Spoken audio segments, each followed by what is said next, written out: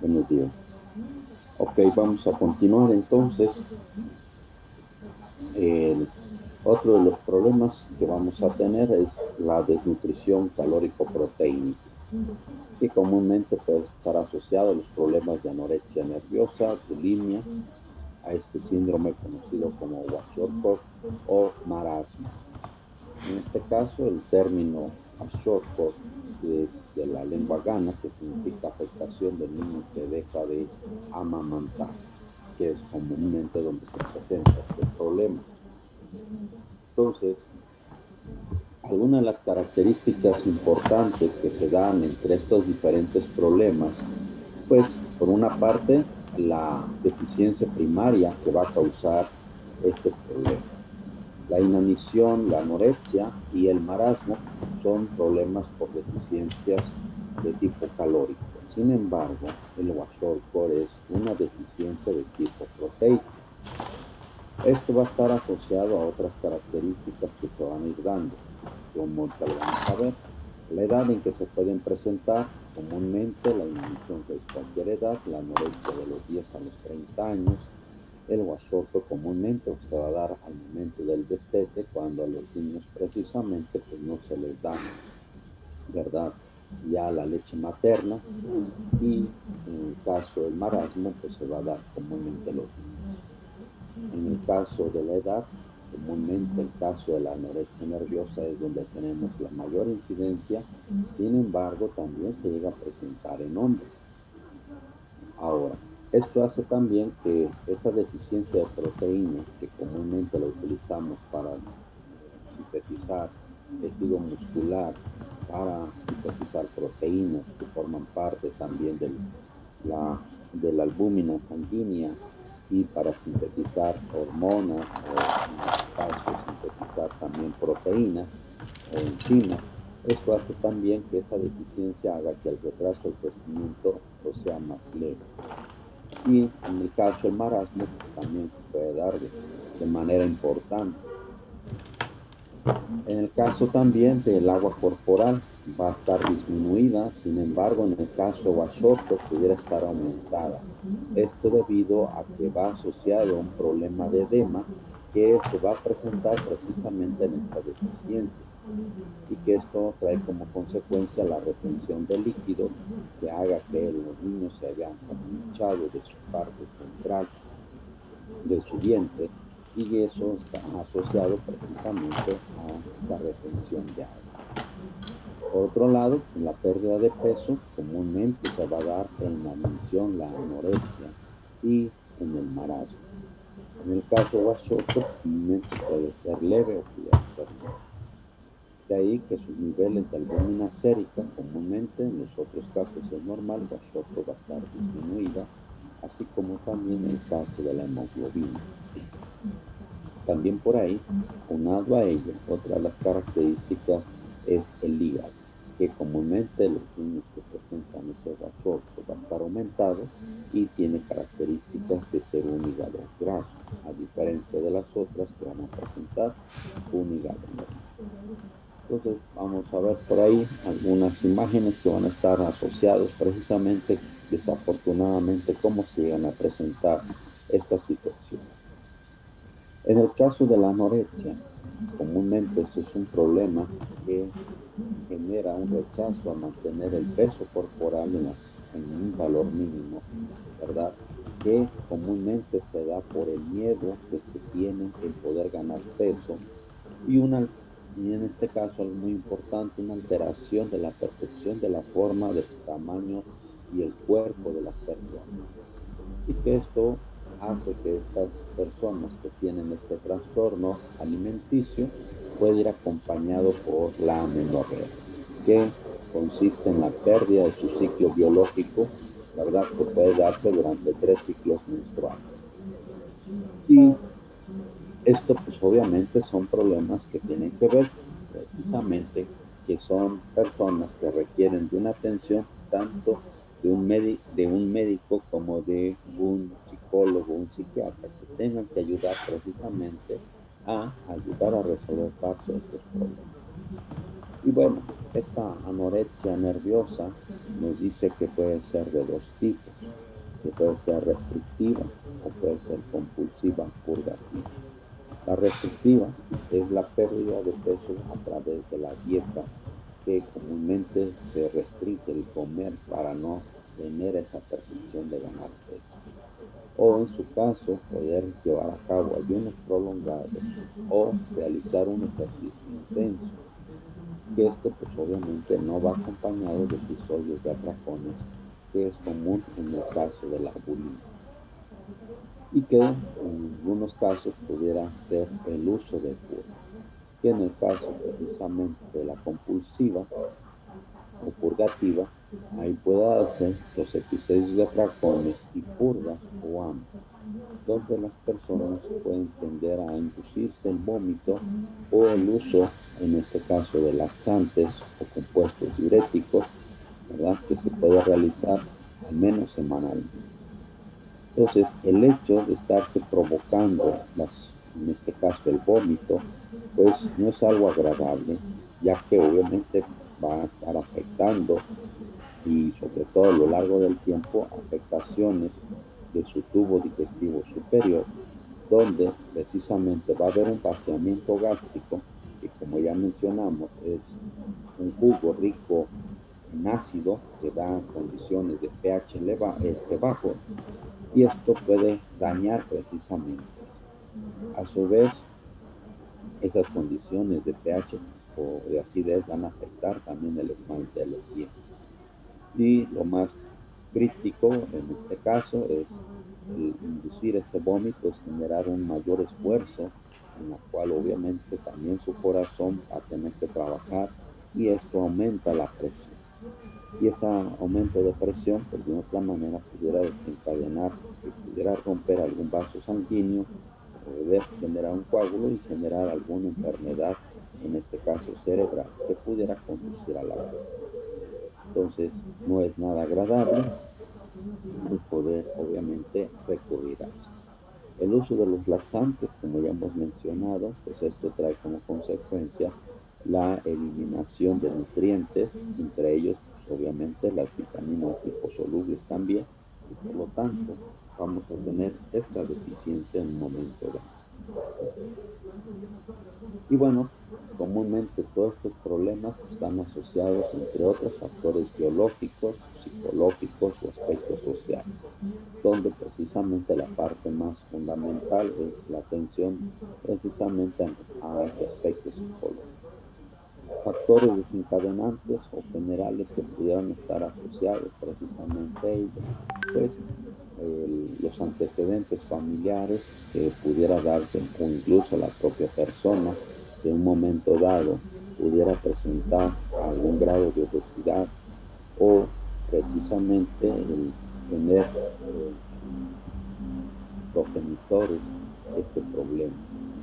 También esto puede generar afectaciones cuando pues, obviamente hay la muerte de un familiar o de los padres, o problemas de separación de los mismos, o las personas se van de las casas por los mismos problemas que pudieran presentar los padres, por los pleitos, las adicciones, el alcoholismo, las drogas, y que otra forma pues, también pudiera darse cuando hay fracasos escolares, o incluso pudiera darse por otras situaciones.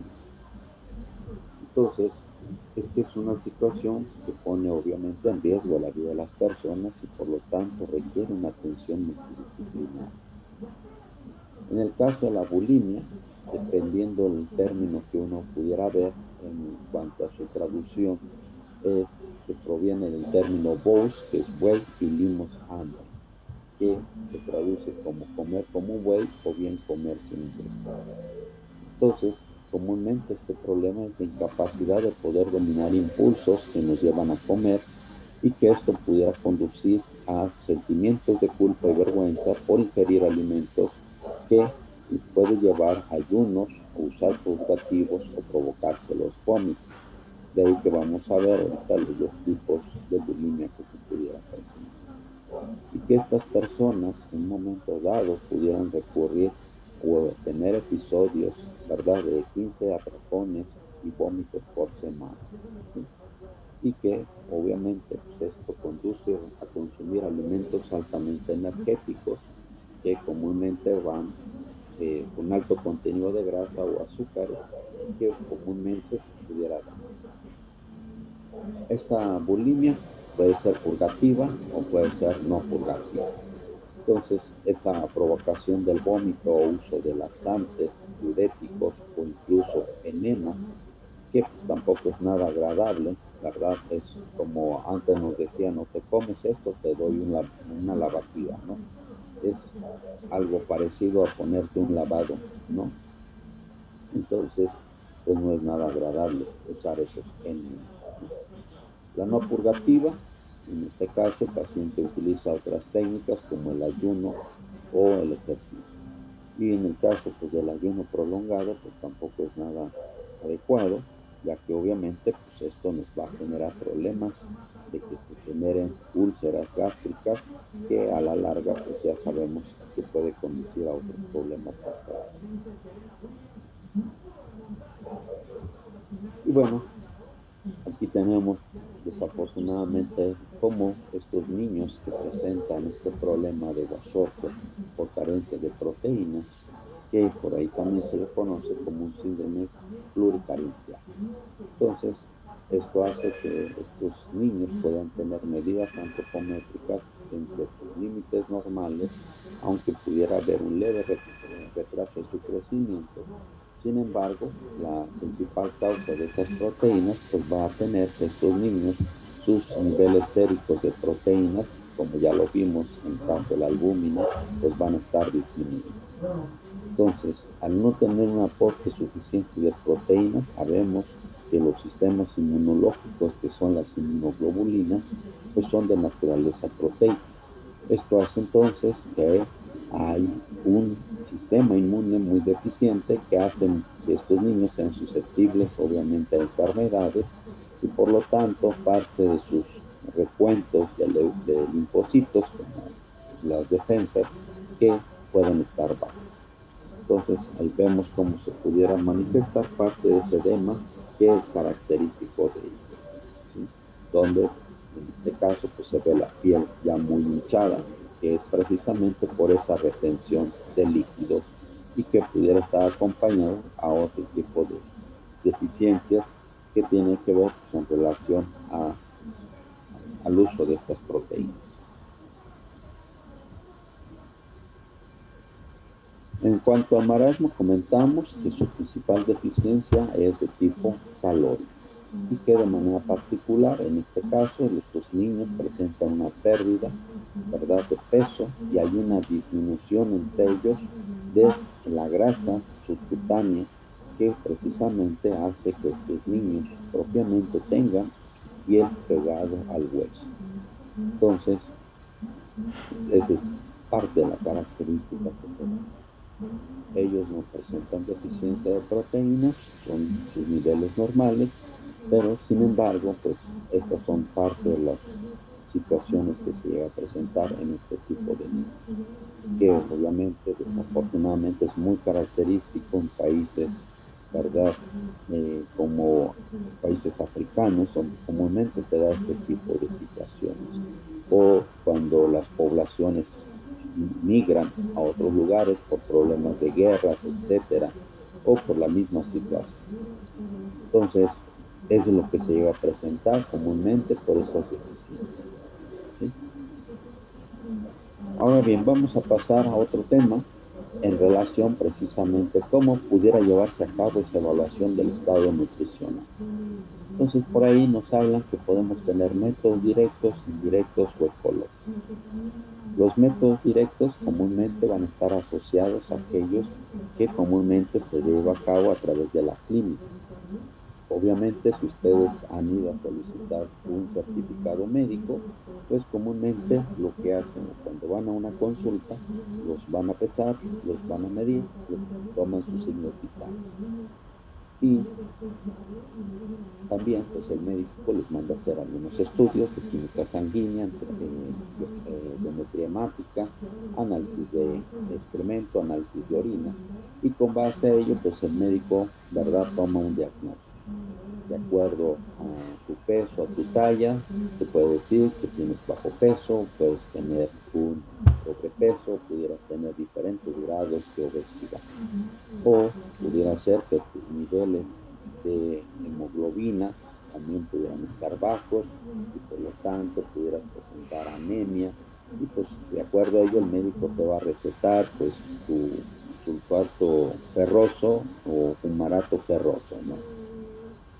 O igual, parte de tu análisis de sangre, pues ver los niveles de los leucocitos, cómo se encuentran, si están elevados, qué tipo de infección pudieras tener, si es bacteriana, si es viral, si es por parásitos o alguna otra enfermedad que pudiera estar asociado a ello. Y con base a ello, pues te va a dar un tratamiento, ¿no? Igual, si tienes un zoológico ahí de parásitos, pues te va a mandar a desparasitar y que obviamente es recomendable que por lo menos 2 veces al año nos tengamos que desparasitar, como ya lo mencionamos. Ahora bien, todos los hospitales, todas las clínicas están sujetos a una normatividad donde precisamente la vigilancia epidemiológica que lleva a cabo esta función de poder recabar todos los datos estadísticos de aquellas enfermedades o aquellas causas asociadas a las enfermedades, ¿verdad? Y poder llevar a cabo un registro de la tasa de mortalidad, en este caso, o la tasa de natalidad, o establecer, obviamente, algunos otros parámetros que de manera indirecta, pues obviamente nos puede representar cuál sería el estado de salud de una población o de un país. Y que como sabemos, las principales causas de muerte pues, se deben por problemas de cáncer, problemas de diabetes mellitus, enfermedades cardiovasculares. Y pues obviamente por ahí, dentro de la clasificación, ahora se habla del síndrome metabólico, ¿verdad? Que anteriormente no estaba considerado como una clasificación de esta enfermedad. Entonces, va a haber enfermedades que se tienen que notificar de manera inmediata, otras semanalmente o mensualmente. De ahí que precisamente en función de ello, pues se tienen que tomar acciones inmediatas que, como puede haber sucedido en caso de cólera, que es la única ETA de origen alimentario, pues que se tiene que reportar inmediatamente. Ustedes recordarán su cuadro de vacunación, que igual si se llegara a presentar casos de ese tipo, pues la Secretaría de Salud tiene que tomar acciones inmediatas pues, para poder contrarrestar este problema.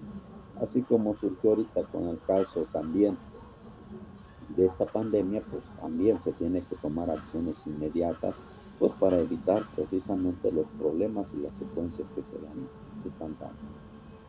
En el caso de los ecológicos, pues de una otra manera nos dice que para que un país tenga su desarrollo económico debe ser autosuficiente en la generación de alimentos.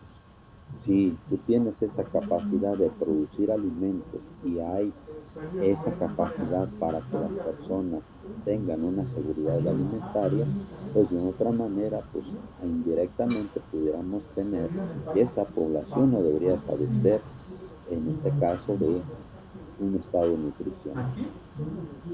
Los patrones socioculturales, ok, también esto puede influir mucho de ello, tu capacidad económica. Hay personas que pudieran tener los recursos económicos, pero eso no implica que las personas pudieran estar bien alimentadas. O de igual manera, pudiera haber personas que aunque no tuviera todos los recursos, no quiere decir que va a estar en un estado de desnutrición.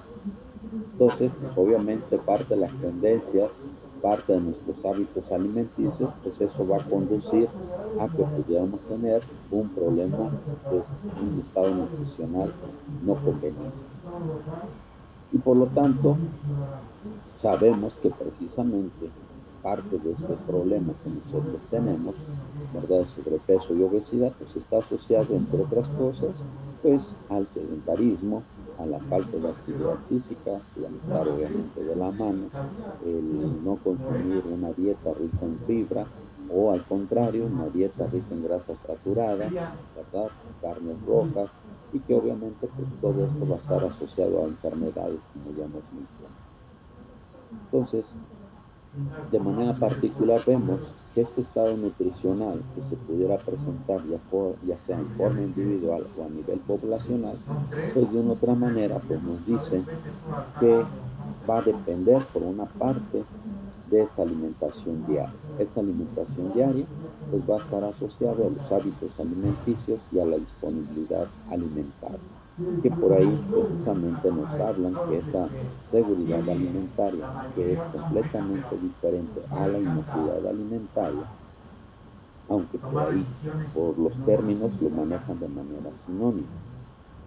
Sin embargo, esa seguridad alimentaria pues tiene que ver con la capacidad de poder acceder a esos alimentos en cantidad y en calidad suficiente para cubrir precisamente las necesidades de esa población.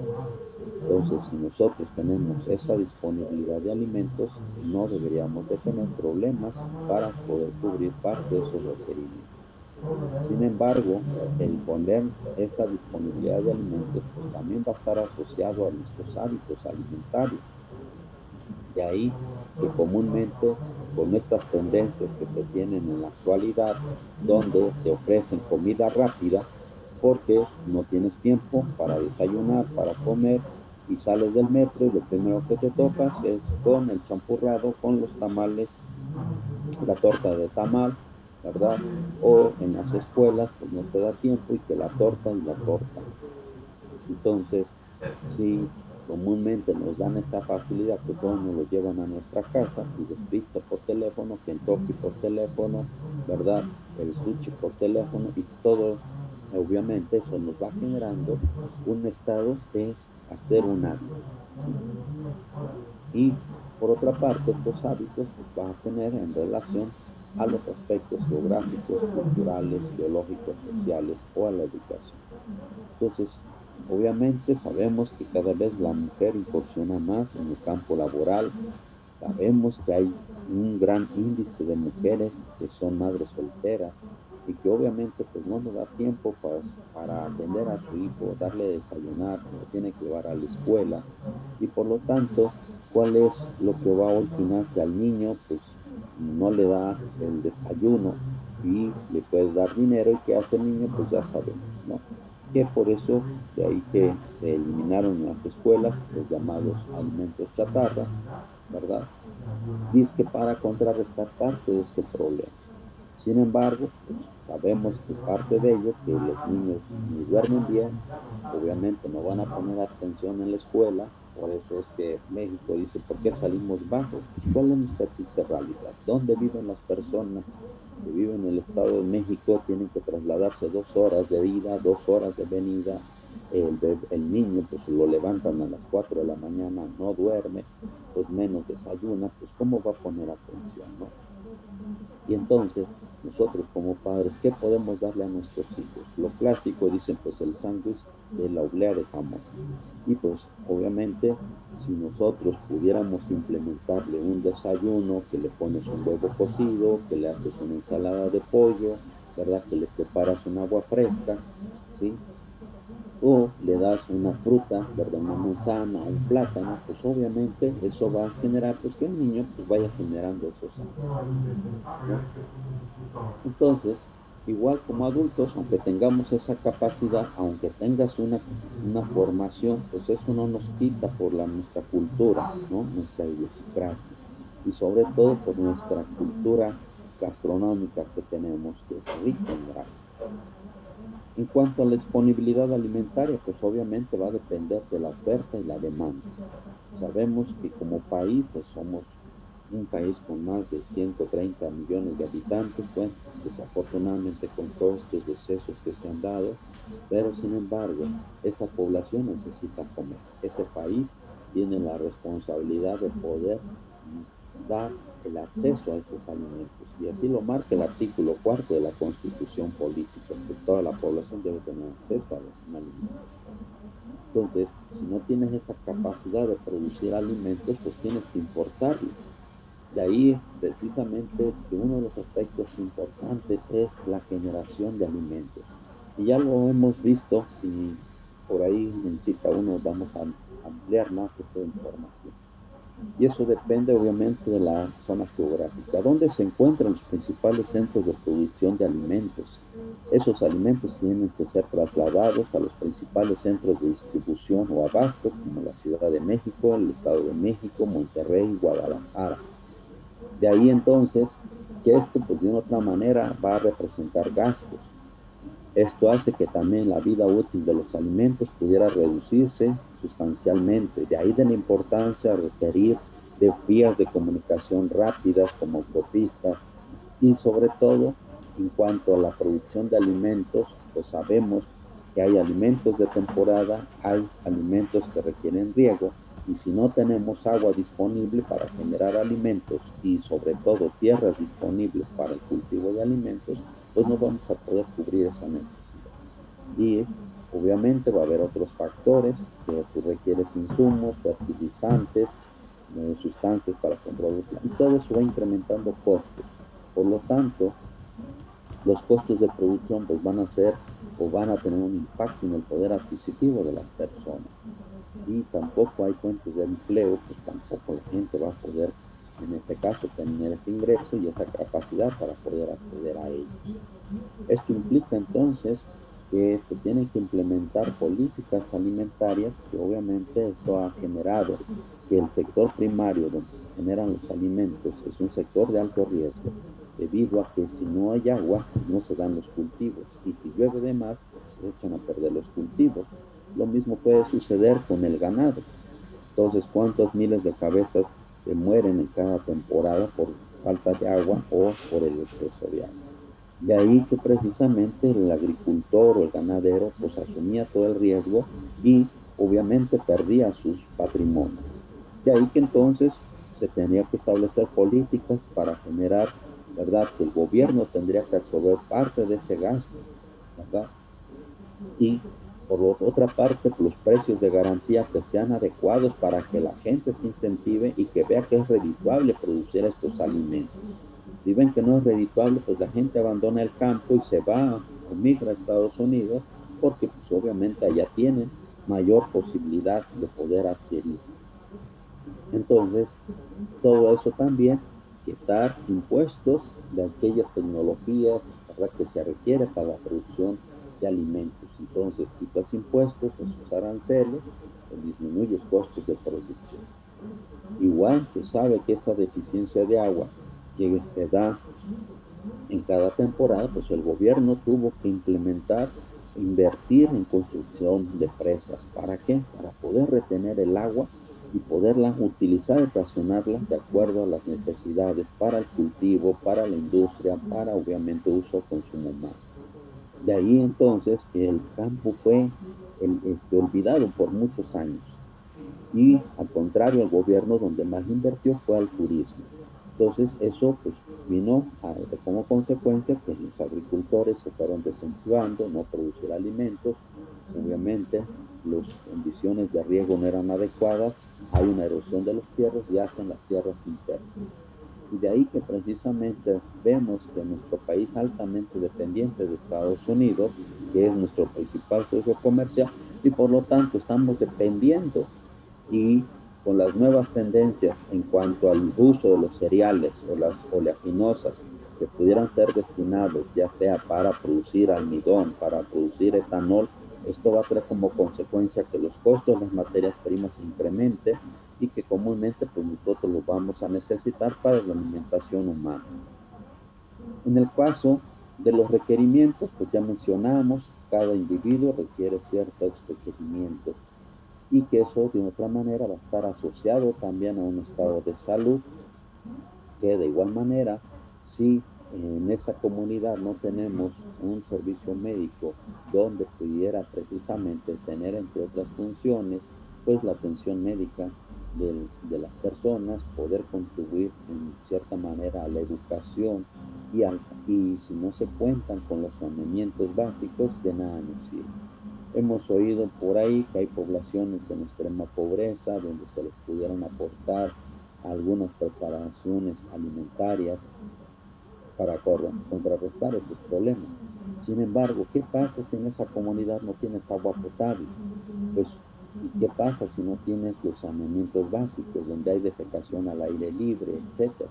Pues obviamente de nada te va a servir este alimento. ¿Por qué? Porque va a ser un círculo vicioso.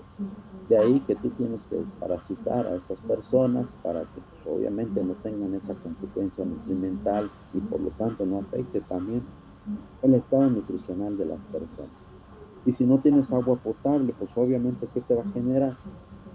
Enfermedades gastrointestinales que pueden conducir a la muerte.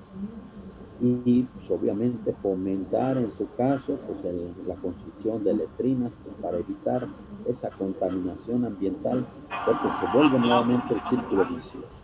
Entonces, todos estos aspectos que tienen que ver con las políticas de nuestro país y obviamente de la educación que nosotros como personas debemos de tener y el papel que nosotros jugamos como padres o el día de mañana ustedes que lo van a desempeñar, pues qué es lo que voy a dar, qué voy a inducir, porque generalmente somos los padres que vamos a inducir a los hijos parte de esos hábitos, ¿no?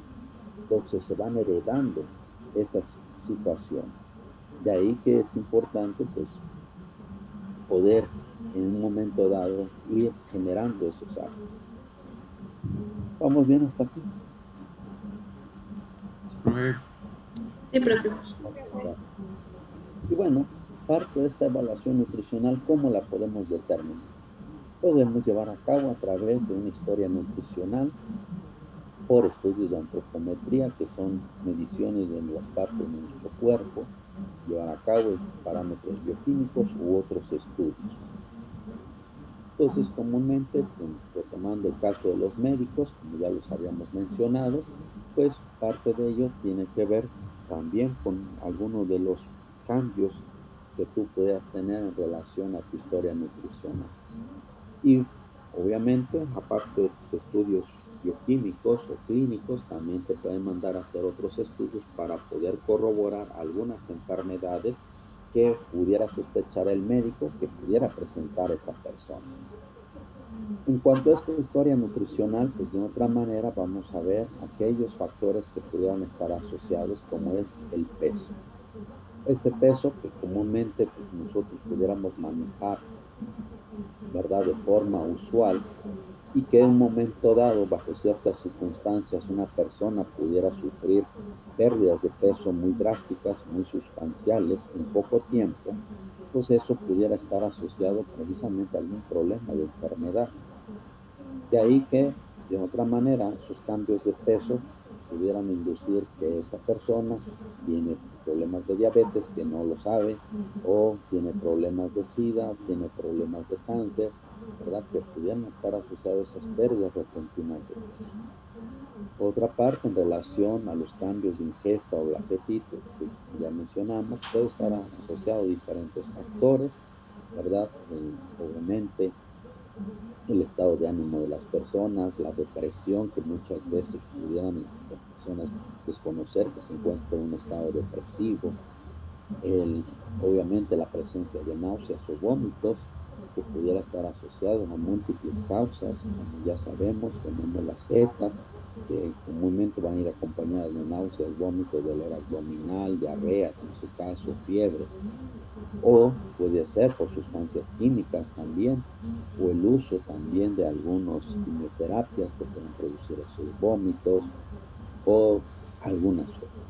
Las personas pudieran presentar por ahí algunas intolerancias alimentarias, muchas veces desconocidas, o pudieran presentar alergias a determinados alimentos, en la cual pues sabemos que las personas incluso pueden morir. Entonces va a haber ciertas manifestaciones que pudieran estar asociadas al consumo de estos alimentos sin que las personas las puedan conocer. Obviamente con la edad, las personas de edad avanzada van perdiendo su capacidad digestiva, van haciendo su sistema más flojo, más lento, y de ahí van perdiendo parte de la capacidad mecánica para la alimentación. Y por ahí el consumo de diferentes suplementos o muchas cosas o productos milagros que te venden, que dice para bajar de peso o cualquier otra situación, pues eso también nos pueda generar por ahí algún problema, ¿sí? En cuanto a la antropometría, Pues comúnmente nosotros vamos a tener principalmente a la talla y a su peso. Y podemos tener el espesor de los pliegues subcutáneos que nos van a permitir por ahí poder determinar el porcentaje de grasa, así como también la masa grasa, o la medición de la circunferencia muscular del brazo, o pudieran también la medición del diámetro de la cabeza de los bebés. Y claro, por ahí igual hay otros parámetros, por ejemplo, los pediatras, ¿verdad? Pueden medir la longitud del fémur y con base a ello poder establecer la edad del feto, ¿verdad? Cuántos meses lleva de embarazo la persona, etcétera. Entonces, sí,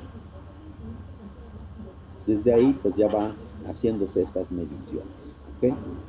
Entonces, también estos parámetros son importantes, sobre todo en el caso de los niños, pues para que el médico pueda recetarles un tratamiento, ¿verdad? Como el caso de los antibióticos, pues necesita primeramente conocer el peso del bebé. Y de acuerdo a su peso es la dosis que comúnmente le va a recetar para dicho bebé. Entonces no es lo mismo que tú le des el Dimetab a un niño de 1 año, 2 años, 3 años, 4 años. Va a estar en función de su peso, la dosis que le va a dar. Y bueno, en relación al peso y la talla, entonces por ahí ustedes ya tienen su peso. Entonces tenemos un parámetro que es el porcentaje del peso ideal o el llamado PPI, que es la relación de nuestro peso actual con respecto a un peso ideal. Entonces, entre más se acerque nuestro peso a ese peso ideal, pues propiamente el porcentaje de peso ideal pues nos va a dar un valor de 1, que multiplicado por 100 pues va a ser igual al 100%. ¿Qué quiere decir? Que tenemos el peso ideal. Si nuestro peso actual pudiera ser mayor con respecto a ideal, pues obviamente nos va a conducir a que este cociente sea mayor. Y de ahí que pudiéramos tener problemas de sobrepeso o problemas de obesidad. O en el caso contrario, pudiera ser que nuestro peso actual sea más bajo con respecto al peso ideal y por lo tanto pudiéramos tener problemas de desnutrición.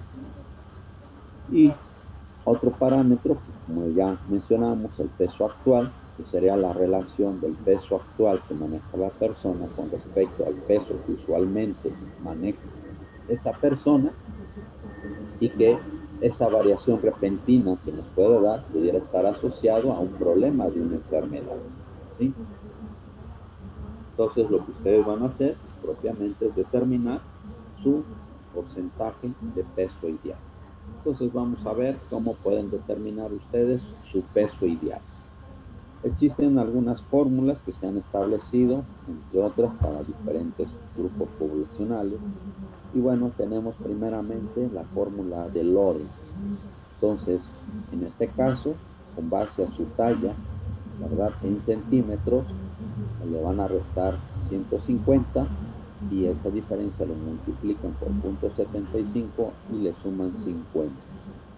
O bien, la talla menos 150 entre un valor de K, que para el caso de mujeres es igual a 2 y en el caso de hombres es igual a 4. ¿Sí? Entonces, tomando esta ecuación, van ustedes a determinar cuánto les da su peso ideal. ¿Sí? ¿Ok? Sí, profe.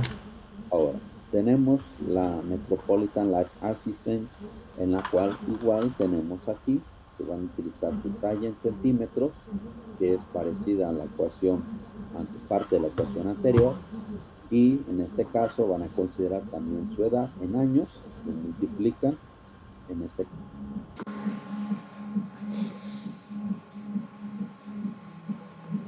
tenemos la ecuación de Broca, que es una ecuación muy sencillita, que comúnmente de acuerdo a tu talla en centímetros le resta 100, ¿sí?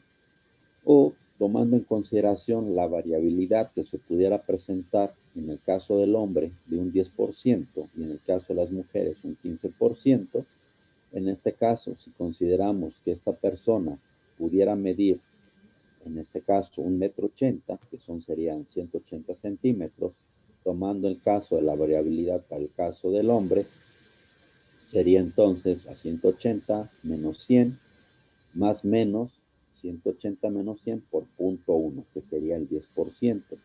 Esto implicaría que esta persona pudiera pesar 80 kilogramos más menos 8 kilogramos, que sería entre 88 y 72 kilogramos, ¿sí? Tomando en consideración este porcentaje de variación, ¿sí? En el caso de las mujeres, sería entonces por el 15%. Ahora, esta ecuación de Broca nos dice que pudiera subestimar para aquellas personas que tengan tallas bajas que pudieran ser menores a 1.65 metros, para hombres o para el caso de mujeres menor a 1.55 metros. Y por el contrario, sobreestima en tallas altas mayores a 2 metros en hombres o mayores a 1.85 en mujeres. Entonces vayan determinando por ahí cómo está su peso ideal de acuerdo a estas fórmulas. A ver cuál es la que más se asemeja a la de ustedes. ¿Ok? ¿Sí? Profe. Sí, profe. Ok. Tenemos estas otras, en la cual propiamente vemos que todas las ecuaciones son similares. ¿Sí? Si ustedes los analizan propiamente, lo que va cambiando propiamente es el factor que multiplica la diferencia en que es la talla menos el valor de 152.4. Esto implica que si ustedes van determinando por los métodos anteriores y si ustedes consideran la ecuación de Debye, donde el coeficiente es mayor, pues en función de lo que nos dé aquí, ustedes pueden comparar qué tan alto, qué tan bajo salió con los otros métodos. Y en su caso, la de Howe, que en este caso pudiera tener un coeficiente de 1.06 o 0.86 para mujeres, que es otro de los que tienen los coeficientes más altos, pues nos pudiera dar una idea si usamos la de Robinson, que pudiera ser utilizada para otros. Otra más sencilla es la de Lemons, que puede ser utilizada tanto para hombres como para mujeres, donde su talla en metros lo van a elevar al cuadrado y lo multiplican por 22. ¿Sí? ¿Okay? Entonces, para ver cómo van dando sus pesos ideales. ¿Sí? Vamos hasta aquí. Profe. Sí, profe. Ok.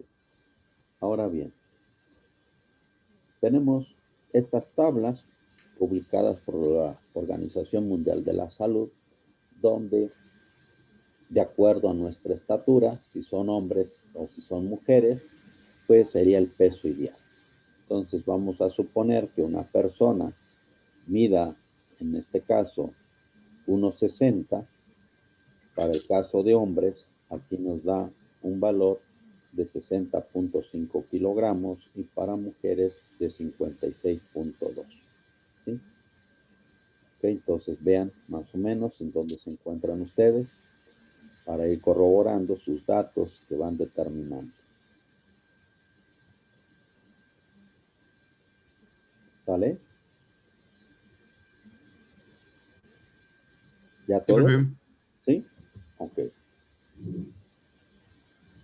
Ahora, tenemos esta otra que nos da igual el peso ideal según la talla y de acuerdo a su constitución corporal. Entonces, vamos a ver ahorita cómo podemos determinar su constitución corporal. Entonces, de acuerdo a esa constitución corporal, que es el valor de R, que va a ser la relación que tengamos entre nuestra estatura con respecto al diámetro de nuestra muñeca, que para ello, si tienen cinta métrica, lo miden con ella, y si no, recortan una tira de papel y se van a medir, en este caso, su diámetro de su muñeca. Entonces ya esa tira de papel la extienden y la miden con una regla, ¿sí? Entonces la forma en que lo van a hacer. O toman alguna agujeta, ¿verdad? O cualquier material flexible que ustedes tengan, se miden el diámetro de la muñeca aquí es donde se da la inflexión precisamente del brazo con la mano. Y de acuerdo a ese valor, si es constitución pequeña, mediana o corpulenta, ustedes van a tomar en consideración su estatura. Y con base a ello pudieran establecer cuál sería ese peso ideal. ¿Sí? Entonces vamos a ver ahorita cómo pueden determinar su constitución corporal. Entonces, este valor de R va a ser la relación de su talla en centímetros con respecto a la circunferencia de su muñeca en centímetros. Y si su valor de R es mayor a 10.4 para el caso de hombres, se dice que es pequeño. En el caso de mujeres, ese valor de R es mayor a 11, su constitución es pequeña. En el caso de que sea mediana para hombres, R está entre 9.6 y 10.4. Para mujeres, de 10.1 a 11. Y si es constitución grande, su valor de R para hombres menor a 9.6 y para mujeres menor a 10.1. ¿Ok? ¿Se entendió? Sí, profe. Sí, profe. Sí. Entonces, ya una vez que tengan ese valor de R, se van a la tabla y determinan cuál sería su peso ideal. ¿Sí? ¿Estamos? Esa sería la otra tabla.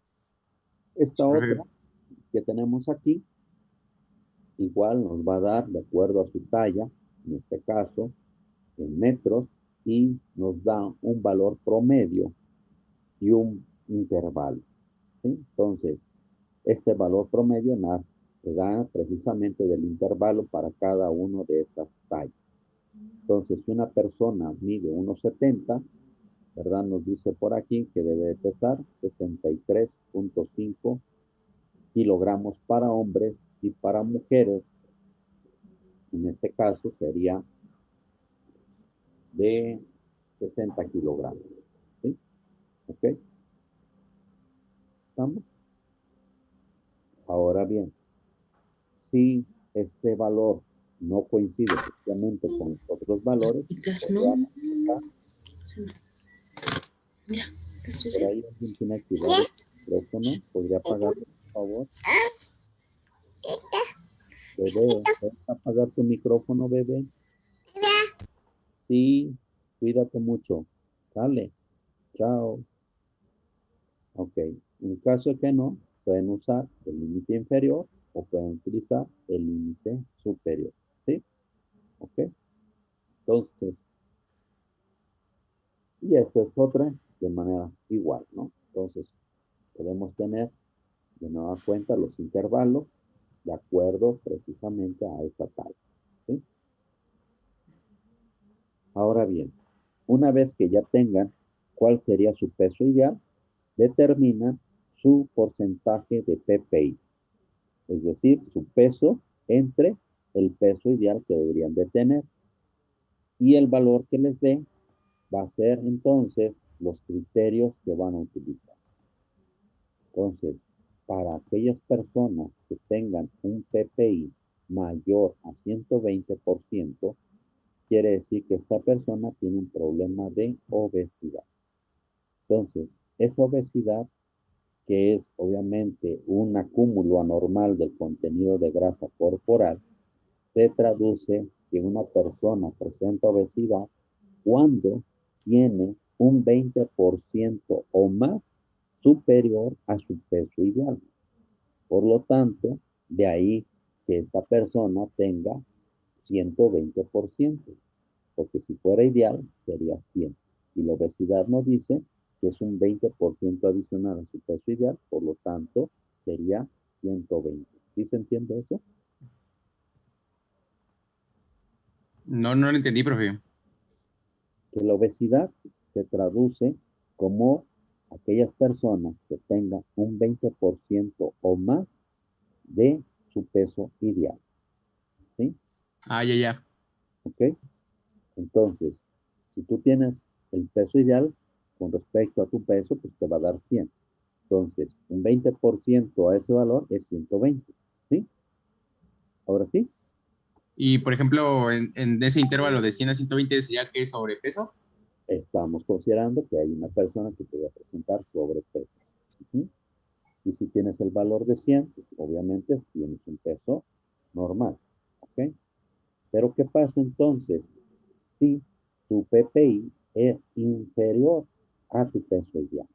Entonces tenemos aquí que se puede presentar problemas de desnutrición, que puede ser leve, moderada o severa. Por lo tanto, si esa persona presenta una desnutrición leve, quiere decir que tiene su PPI entre 85 y 89%. Es decir, que tiene un peso del 85% con respecto a su PPI. Una desnutrición moderada que dice que esta persona puede tener un valor entre 75 y 84% respecto a su peso ideal. Y una desnutrición... para allá! Por ahí nos hace un favor de apagar su micrófono. Una desnutrición severa va a ser aquellas personas que pudieran tener un 75% menor a su peso ideal. ¿Sí? Esa sería la interpretación. ¿Ok? Entonces es lo que ustedes van a determinar. Y claro, vamos a ver más adelante otros parámetros que nos pueden ir asociando si precisamente esta persona tiene esas características. Perdón. Otro de los aspectos importantes que tiene que ver en relación a la composición corporal, la cual pues, se puede manejar en diferentes niveles, tomando en consideración nivel anatómico, nivel molecular, a nivel celular, a nivel de sistemas tejidos o a nivel corporal. Entonces, de otra manera, pues cada individuo va a tener diferentes proporciones de músculo esquelético, tejido adiposo, de hueso, contenido de sangre y otros parámetros.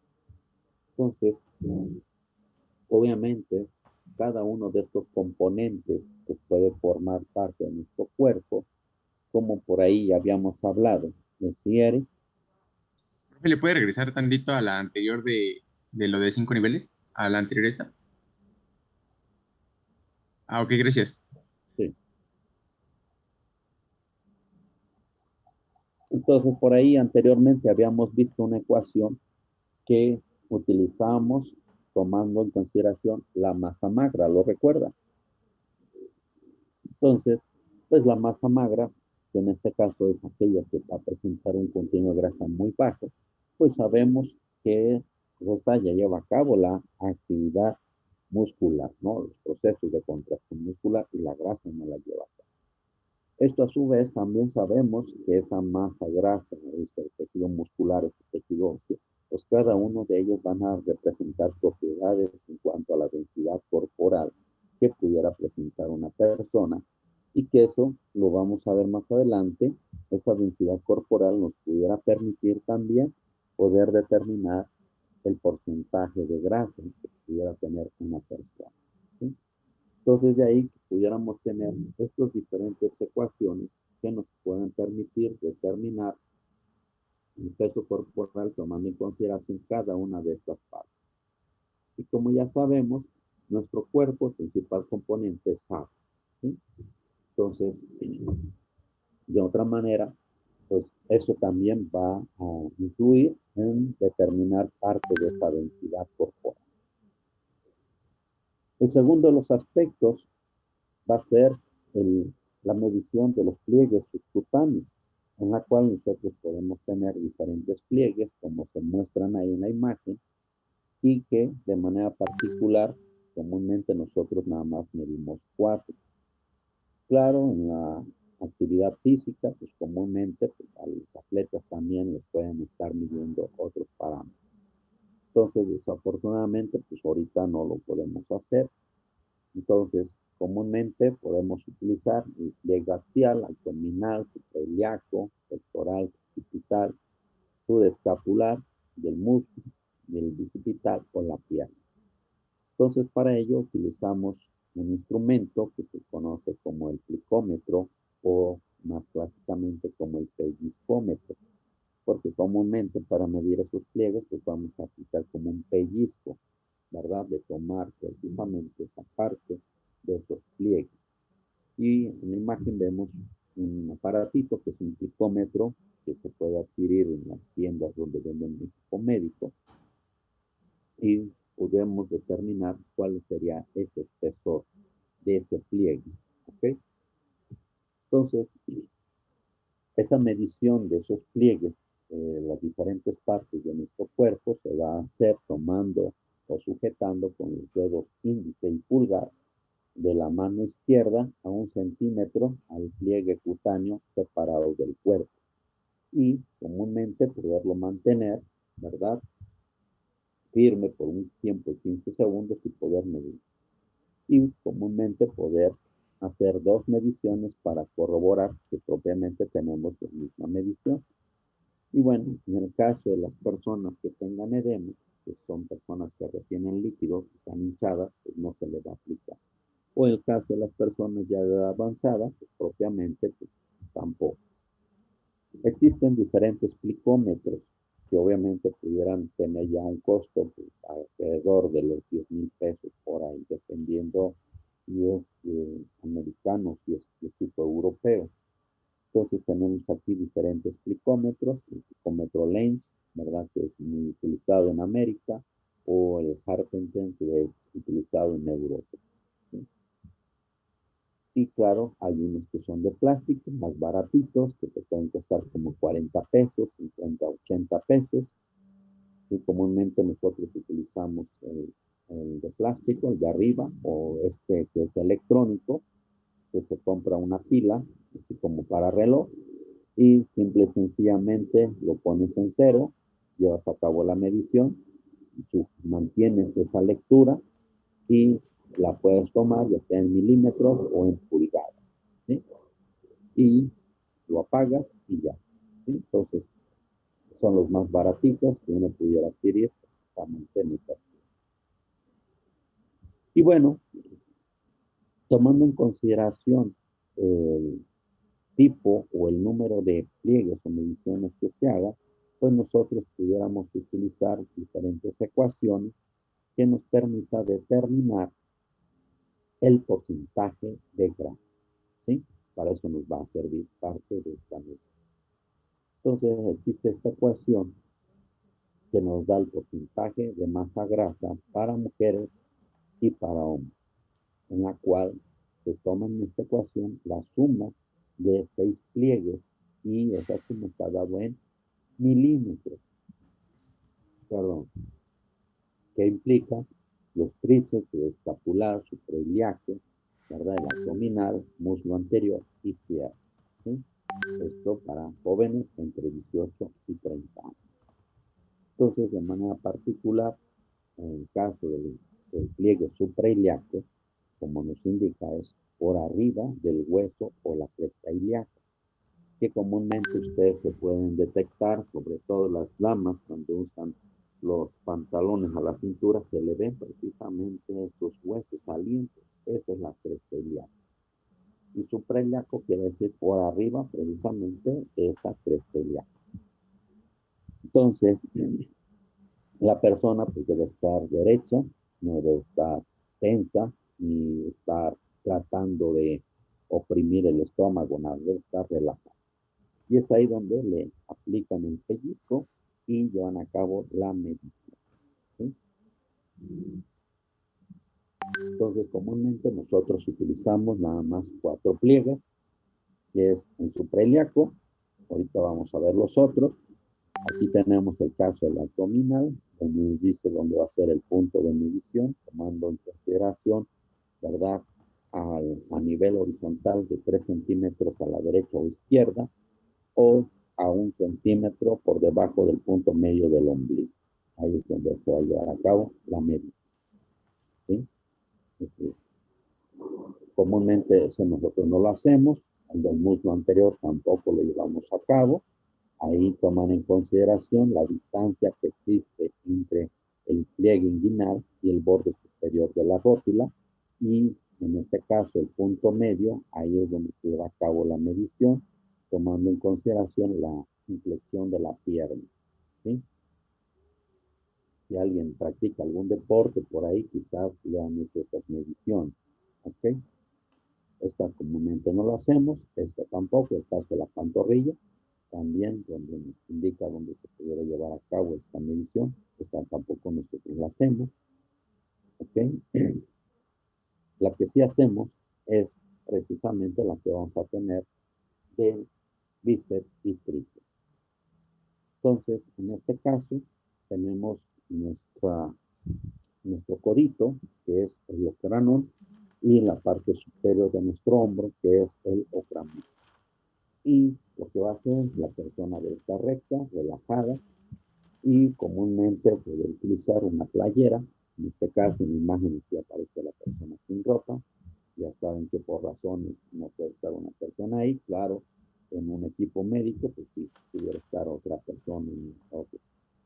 Entonces se mide esa distancia que existe entre el ocranión y el ocrano y se marca el punto medio. Y ese punto medio es donde vamos a aplicar el pellizco, como vemos acá más comúnmente en la imagen de la parte inferior derecha. Se aplica el pellizco y se lleva a cabo la medición, ¿sí? Y del lado contrario, ¿verdad? Se va a llevar a cabo también ahí, en el caso del bíceps. Perdón, ¿ok? Es decir, lo hacemos bíceps y tríceps, ¿ok? El otro pliegue va a ser el pliegue subescapular, por debajo de la escápula, lo que llamamos la paleta. Entonces, igual la persona tiene que estar derecha, relajada, ¿sí? Comúnmente, pues, lo que se maneja es que las personas lleven una playera o una tela delgadita para, pues, no, para que no se presente situaciones desfavorables y poderle restar, en su caso, los milímetros que mida precisamente esa ropa. Entonces, debajo de la cápsula se mide, por eso dice sub, por debajo, se aplica ahí el pellizco y se lleva a cabo la medida. Entonces, comúnmente lo que nosotros hacemos son estas 4 mediciones, ¿sí? Y con base a estas 4 mediciones, también nosotros podemos determinar el porcentaje de grasa, ¿ok? Entonces, Profe. sí. No, que sí, profe. Ok, gracias. Ahora bien, tenemos otras ecuaciones que son fórmulas para estimar ese porcentaje de grasa, tomando en consideración la densidad corporal, ¿sí?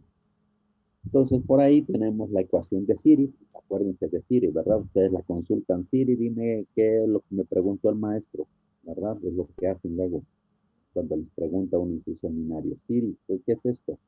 Y ya te dice Siri, ¿no? Ya te sopla la respuesta. Ok. Entonces, acuérdense de Siri. Entonces, vemos que esta ecuación toma en consideración la densidad. Entonces, tenemos igual otras ecuaciones.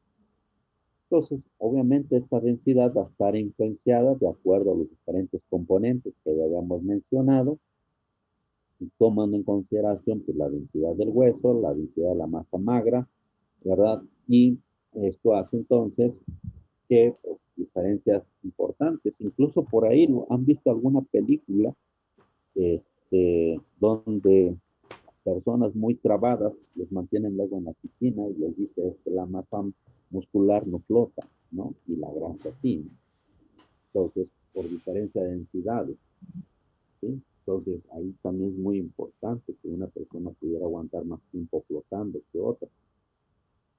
Ahora bien, esta densidad, ¿cómo la vamos a determinar? Bueno, tenemos estas fórmulas que también se han establecido para determinar esta densidad corporal, en la cual estos valores de X1, X2, X3, X4, etcétera, van a representar la suma de cada uno de estos pliegues que tenemos respectivamente, excepto en el caso de la edad, que es X2. Entonces, en este caso, vemos que X1 sería la suma de los pliegues del tríceps, suprailíaco y músculo.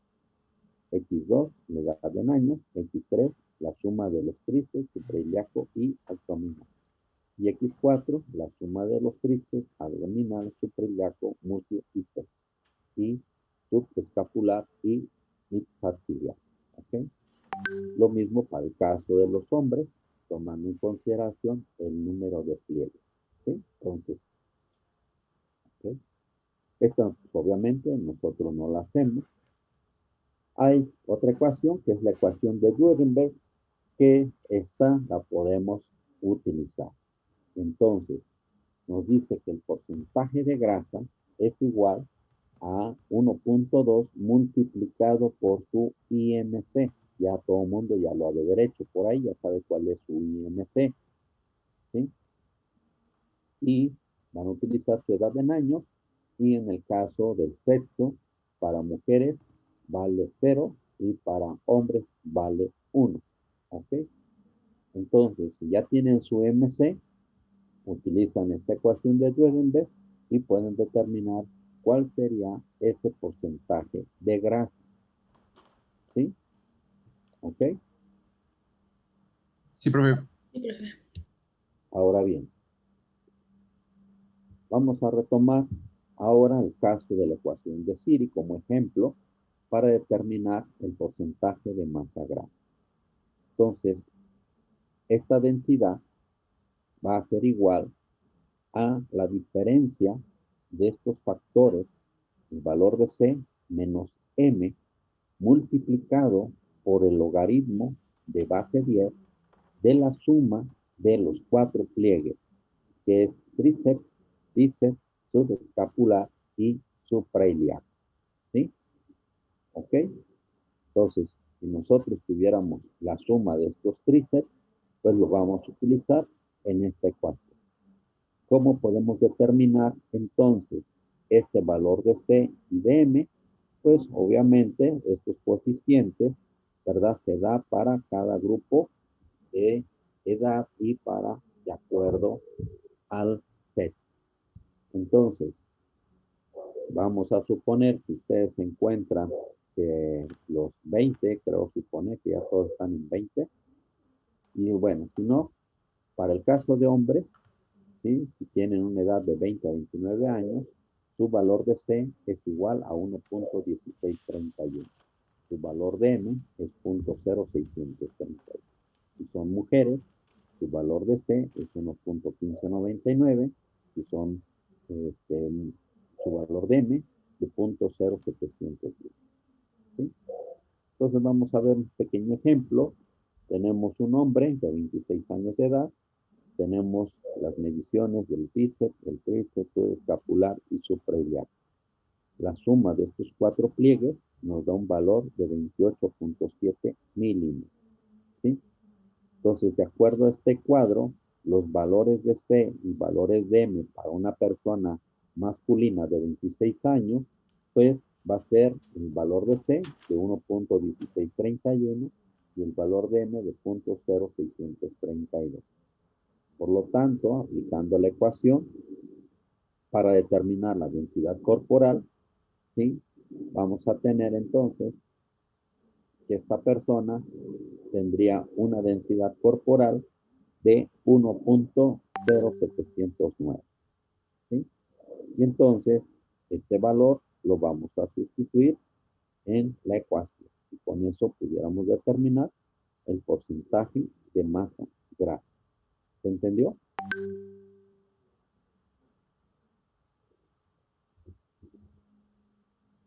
¿Puede repetirlo, profe? ¿Desde dónde? Am, mm, no, creo que no. Ok. O sea, Yo sí una duda. ¿Cuántos pliegues se estarían usando, profe? ¿Dijo 4? Sí, el bíceps, el tríceps, subescapular y suprailiaco. Ok. ¿Sí?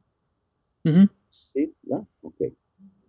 Entonces, en este caso, ustedes van a utilizar la ecuación de Durenberg, que aquí consiste en utilizar el índice de masa corporal, que es otro parámetro que nos permite la distribución, precisamente también para determinar que si la persona es normal, si presenta sobrepeso, si presenta obesidad. ¿Ok? Ahorita vamos a ver esa parte y la interpretación. Y bueno, por ahí tenemos este cuadro donde nos da el porcentaje de grasa corporal, tomando en consideración la suma de 4 pliegues, que es el bíceps, el tríceps, el escapular y suprailiac, tanto para hombres como para mujeres, de acuerdo a su edad. Entonces, supongamos que una persona tuviera una suma de 60 milímetros de esos 4 pliegues para una edad que puede ir de los 17 a los 29 años, para el caso de hombres, pues sería de 21%. ¿Sí? En el caso de las mujeres, tomando en consideración que tuviera una suma de 60 milímetros de sus 4 pliegues, y si tiene una edad de los 17 a los 29 años, su suma de pliegues, de grasa, perdón, su porcentaje de grasa corporal sería de 29. Entonces, el porcentaje de grasa en mujeres es mayor con respecto al de los hombres. ¿Sí? ¿Ok? Tomando en consideración, en este caso, esta tabla de los datos de Durning y Westmerley para grupos de edad entre 17 a 50 años. ¿Okay? ¿Sí? Entonces, tomando en consideración esta suma, pudiera ser los porcentajes de grasa que deberíamos de tener. ¿Ok? Entonces, si ustedes tuvieran esa medición, pues con esto lo pudiéramos hacer. Y si no, pues con las ecuaciones anteriores. Igual tenemos este cuadro que nos da el porcentaje de masa grasa, tomando en consideración los 4 pliegues, algo similar a lo que ya vimos. ¿Okay? Aquí tenemos precisamente algo similar a lo que ya habíamos mencionado, ¿sí? Y lo mismo para el caso de las mujeres. ¿Okay?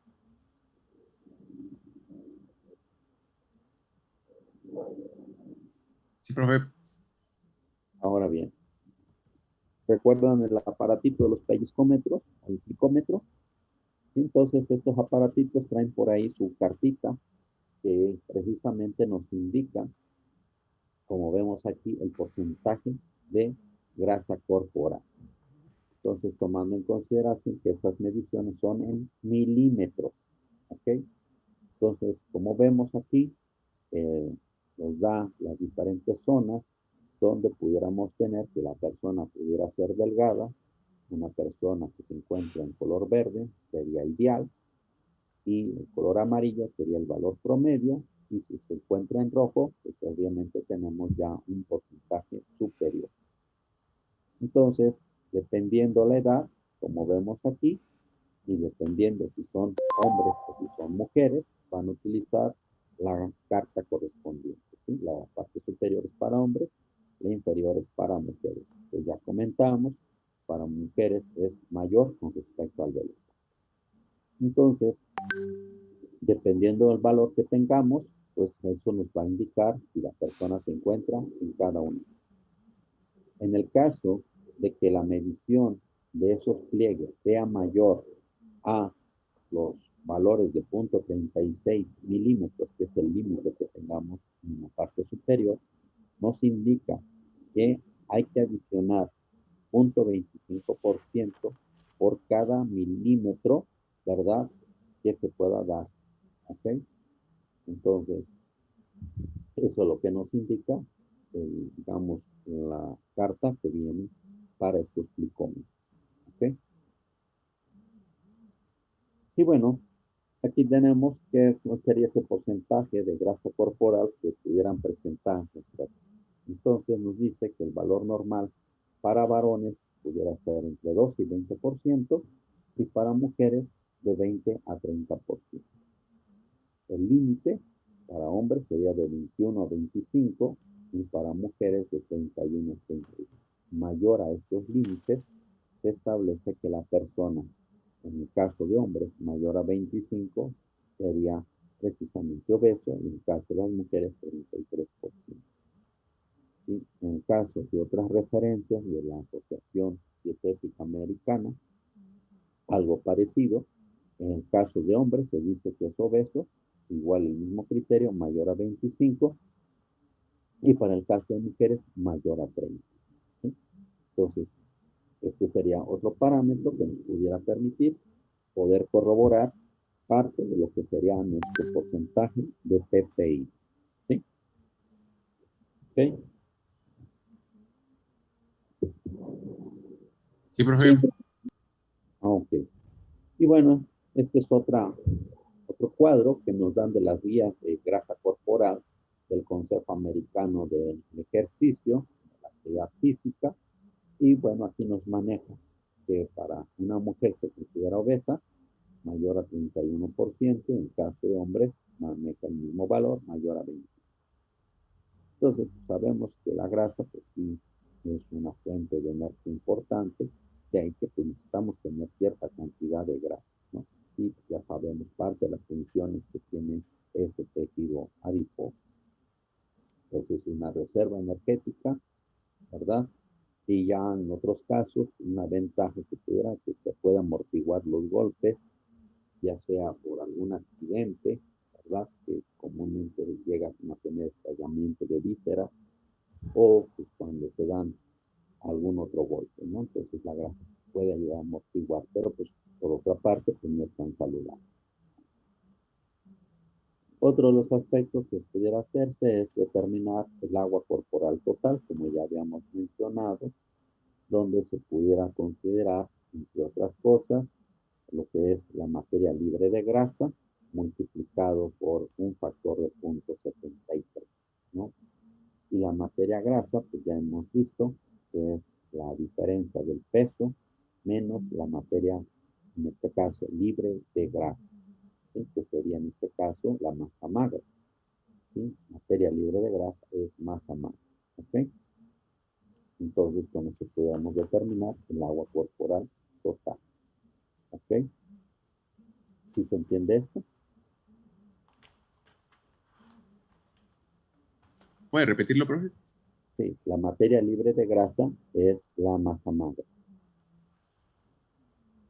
Ah, ok, está bien. ¿Sí? ¿Se acuerdan que por ahí habíamos visto los requerimientos? Utilizamos la masa magra.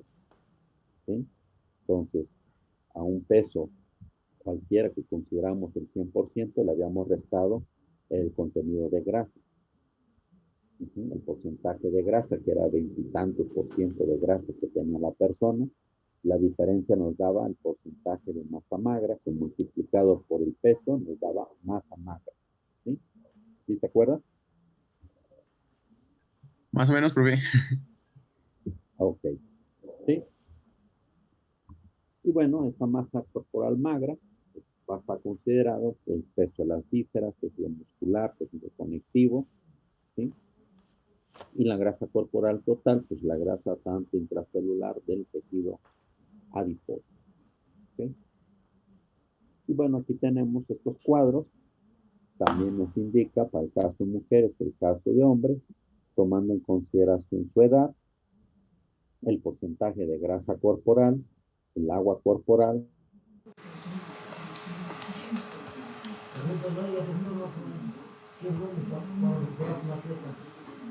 Obviamente estas personas, ¿sí? Tomando en consideración la edad. Entonces, aquí tenemos, ustedes se encuentran por ahí entre los 20 o 39, que más o menos si son mujeres, estos serían los parámetros, y si son hombres, igual considerando que están entre 20 y 39 años, estos serían los parámetros que se tienen. Entonces, ustedes ya van a ir corroborando con los datos que vayan calculando. Entonces, todos estos cálculos los tienen que ir haciendo y tienen que ir corroborando y dar la interpretación correspondiente, ¿sí? Cómo se encuentra. ¿Ok? Sí, profe. Y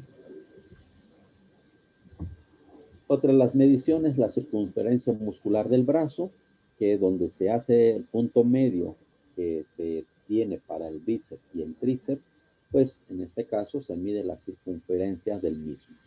O tomando en consideración la suma de los tríceps y poder determinar esa circunferencia. Y tomando en consideración, en el caso de la circunferencia del brazo o considerando el pliegue cutáneo de los tríceps, de acuerdo al valor normal o qué tanto pudiera cumplir en respecto a ese valor normal. ¿Sí? ¿Ok? Entonces, esto pues también lo pudiéramos hacer. ¿Sí? En este caso, ustedes pueden utilizar en una cinta métrica y si no, utilicen una tira de papel, un lazo o cualquier material flexible y pudieran medir nada más, en este caso, pues la circunferencia, ¿no? ¿Ok? No tenemos el caso de la suma del tríceps, ¿ok? Solamente pudieran tener el caso de la circunferencia, ¿vale? Y bueno, con base a esto pudiéramos tener diferentes somatotipos, diferentes tipos de cuerpo, lo que nos indica somos, cuerpo. Entonces, por ahí pudiéramos tener el cuerpo ectomorfo, endomorfo o mesomorfo, con las características correspondientes que tenemos para cada una de esas imágenes, donde pues, obviamente van a presentar brazos delgados y largos, para el caso ectomorfo. El endomorfo pues, tiene una estructura ósea y extremidades gruesas, brazos y piernas cortos. En el caso mesomorfo, pues, hombros y caja torácica ancha, y por lo tanto, otros de los aspectos que van a tener en relación al metabolismo que pudieran presentar en cuanto a la proporción que pudiera tenerse de grasa, en este caso, o la masa muscular. Y eso hace entonces que cada uno de estos cuerpos pudieran presentar ciertos requerimientos, que en el caso ectomorfo pudiera tener poca masa muscular y poca grasa, y que comúnmente es una constitución delgada. Y que esta persona pudiera ganar peso, ¿verdad? Específicamente masa muscular. Y como por ahí ustedes ya nos hablaron en su seminario, ¿verdad? ¿Qué fuentes nosotros pudiéramos utilizar pues, para tener esa masa muscular? ¿Sí? En el caso endomorfo, que pudiéramos tener una persona con sobrepeso, ¿verdad? Y que pues, de otra manera pudiéramos eliminar grasa. ¿Sí? Entonces de ahí que en función de esto pues se pudieran presentar estas situaciones. ¿Ok? Y bueno, algunos suplementos que precisamente pudieran existir en el mercado, que precisamente pudieran parte de ellos pues, llevar a cabo la ganancia de peso, ¿sí? O para el control de peso, en este caso. ¿Ok? Ahora bien, vamos a pasar al último tema, que es el problema de la obesidad. Entonces, la obesidad es un problema de salud pública, como ustedes ya lo saben, que obviamente dependiendo de la población puede ser alrededor o mayor al 30% de la población adulta. Y que comúnmente esta obesidad, ¿verdad?, está caracterizada por ese exceso de tejido adiposo cuando en las personas adultas tenemos un índice de masa corporal igual o mayor a 30 kilogramos por metro cuadrado y en el caso de personas adultas de estatura baja, igual o mayor a 25 kilogramos por metro cuadrado. Esto tomando en consideración la norma 008 de la Secretaría de Salud, que se refiere para el tratamiento integral del sobrepeso y la obesidad. Entonces, ese sería, digamos, el límite que se establecen en relación a ese índice de masa corporal que vamos a ver ahorita más adelante. Y bueno, existen por ahí algunos documentos como estas guías alimentarias y de actividad física para el sobrepeso y la obesidad para la población mexicana. Este es un documento de postura que establece la Academia Nacional de Medicina, que fue publicado precisamente por ellos. Y bueno, a nivel mundial, datos del 2012. Obviamente México con Estados Unidos nos peleamos el primer lugar, donde propiamente Estados Unidos con un 33.8% de mayor índice de obesidad en su población, México un 30%. comparado con otros países, sobre todo en los casos países asiáticos, donde se tiene el menor porcentaje de estos problemas de sobrepeso y obesidad. Claro está, parte de ello tiene que ver con la cultura, el tipo de hábitos alimenticios que se tiene y parte también de la constitución genética que pudieran presentar. De ahí que nos dicen que a nivel mundial se habla de 1.200 millones de personas con sobrepeso y obesidad, y de esos 1.271 millones eran mexicanos. Y en el caso de la obesidad que tengamos con Estados Unidos, los primeros lugares con mayor índice de obesidad poblacional, México en este caso, cuarto lugar en obesidad infantil, y en personas que tengan diabetes, México ocupa el 10º lugar. Y se dice que para el 2030 vamos a ocupar el 7º lugar, que es parte de las comorbilidades que están asociadas precisamente a este problema. Una persona diabética comúnmente está asociado a problemas de sobrepeso, obesidad, problemas de hipertensión o que incluso puedan presentar mayor riesgo de enfermedad cardiovascular. Y bueno, como ya lo mencionamos, esa obesidad es al aumento en un 20% más con respecto al peso considerado como ideal. Y dentro de otros factores que conducen a este problema, tiene que ver al sedentarismo, que las teorías que ustedes quisieran aplicar, pues es la que pudiera conducir a este problema. Ahora bien, a pesar de que por ahí ustedes han oído hablar que hay países europeos donde comúnmente el estándar podrían ser personas delgadas, pues vemos en esta imagen cómo propiamente hay una distribución casi similar en relación a la presencia de obesidad en mujeres tanto en hombres. Y vemos que países como Suiza, que propiamente es donde se presenta el menor porcentaje de este problema, y si ustedes recuerdan a los griegos, que comúnmente las esculturas pues, son muy atléticas, vemos que Grecia ¿ya?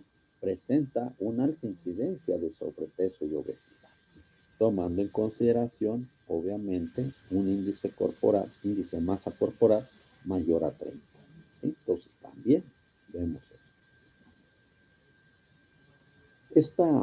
Este problema de obesidad, como vemos aquí, se pudieran presentar diferentes fenotipos de acuerdo a la distribución de esa grasa corporal.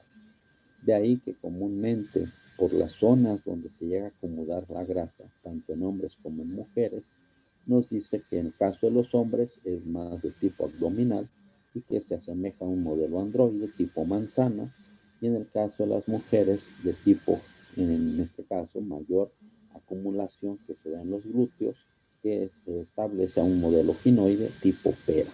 ¿Sí? Y bueno, de manera particular, entonces, estos 4 tipos, como ya mencionamos, que van de un exceso de masa, porcentaje de grasa corporal tipo 1, y posteriormente va a tener un incremento de esa grasa subcutánea troncal abdominal, que es tipo androide, ¿verdad? Un aumento de la masa grasa abdominal de tipo visceral, que se inserta obviamente entre toda la parte de esas vísceras, y un exceso de grasa glúteo-femoral de tipo ginoide, que es característico de las mujeres. Profe, Vamos, creo que ya se acabó la hora. pues si ya se acabó la hora, pues ahí le dejamos. Ok, jóvenes, entonces Profe, vayan haciendo todos sus cálculos